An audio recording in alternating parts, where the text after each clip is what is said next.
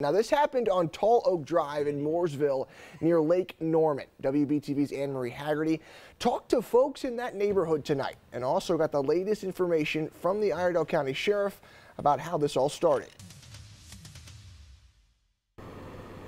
The Iredell County Sheriff told WBTV that this all started as a domestic dispute between a father and son in their home in Mooresville last night around 10 p.m. But after an officer arrived at that home, the situation escalated to using guns. A deputy arrived on the scene, approached the house, heard screams coming from inside the house. That's Iredell County Sheriff Darren Campbell. Neighbors say it was at this house on Tall Oak Drive where the domestic dispute happened last night, and things escalated once the door to the house opened. At that time, a person from inside the residence came and opened the door with a firearm. Campbell says the person then pointed that firearm straight at one of his deputies. At that time, identified herself once again, and the officer fired at the suspect, striking him. Neighbors like Ann Holden say she's known the family whose house she says this happened at for about 18 years. Scott was shot, and he will be okay, so that's good.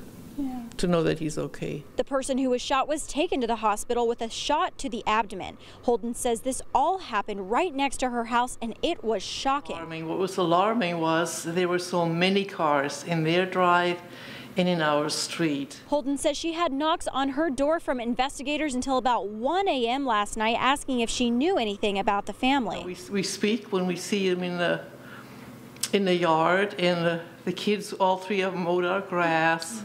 I have nothing, wouldn't really could say anything bad about them. The family did have cars in their driveway today but did not answer the door when I knocked. The dispute and shooting are now under investigation. Anytime we have an officer involved shooting, we'll ask for an outside agency to come in and conduct one side of the investigation, and we'll do an internal. In addition to that investigation, I just spoke with the sheriff's office, who say they'll be holding a press conference about this shooting tomorrow morning. We'll be on that story and bring you the latest both on the air and online as we get it.